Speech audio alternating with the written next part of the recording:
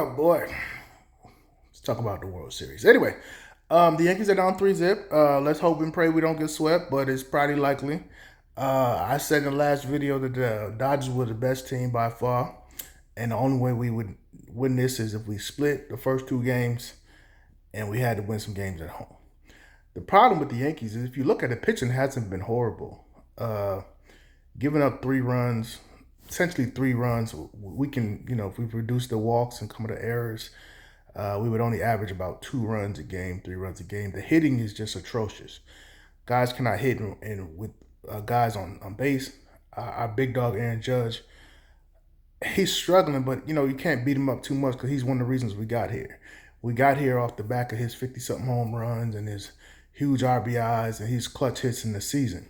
But historically, Yankees have always been an October baseball team.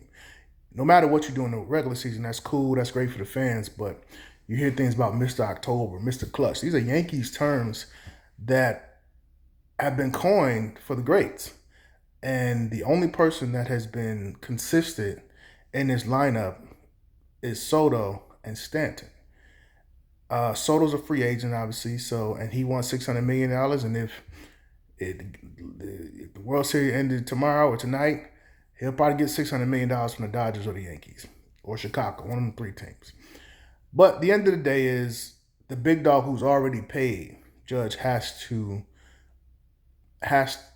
perform.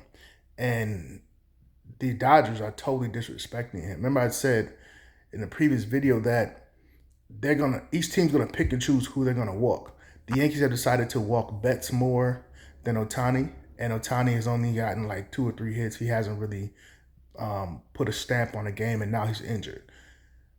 That we should have been walking Freddie Freeman, but statistically speaking, the Yankees were right. Walk Mookie Betts, pitch to Freddie Freeman. It just hurt us because he's hitting 3 home runs. The man is out of this world, playing great. The Dodgers have elected to pitch around Soto and pitch to Aaron Judge, and they've been rewarded immensely.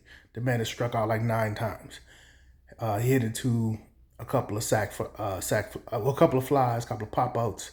But the key is the strikeouts, because if you got 2 guys on, and even if you take a walk, that just passes the buck to the next man. So that's good.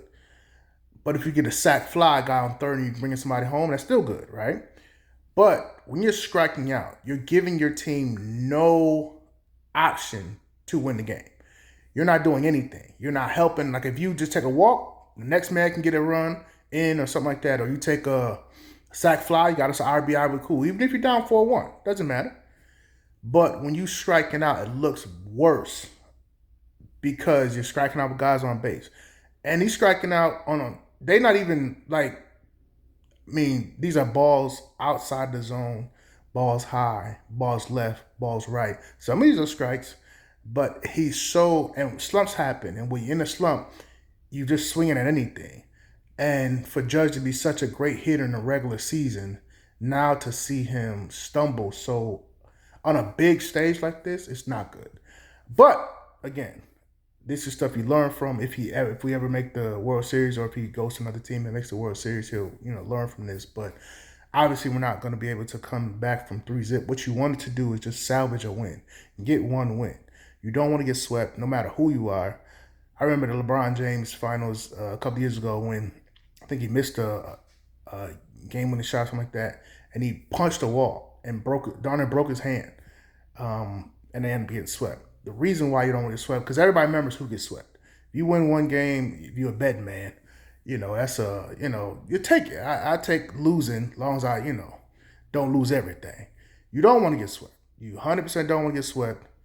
And most importantly, you don't want to get swept at home. I think we probably won't be able to win 2 games, so this celebration will probably happen in New York, which is not good, but whatever. But you don't want to get swept. But the Dodgers are the better team. I said that from the beginning.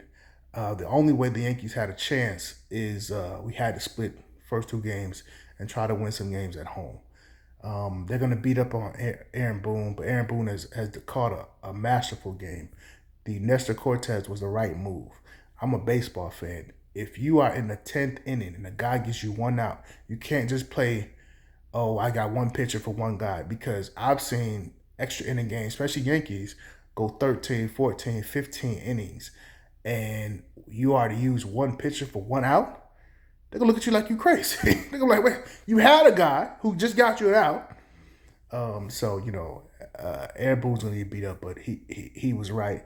It was the right move. And then if Nestor Cortez gets 2 outs, this is not even a conversation. We lost the game before that when the idiot on second base didn't field the ball when Tony ran to third, and a pop sack fly got him a run.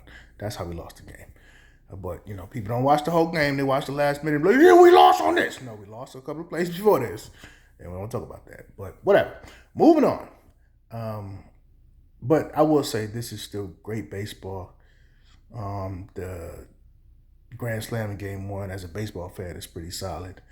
These close games, you haven't seen a lot of blowouts, so that's good. It's not 10-zip and 15-5. These have been close games, competitive all the way to the last ninth inning. Even last night, the Yankees hit a 2-run shot. That gave you a thought like, oh, I can come back. We didn't, but so close games always are better games for the fans, for the league, and for the World Series. Anyway, go Yanks, but let's just try to get one. Peace.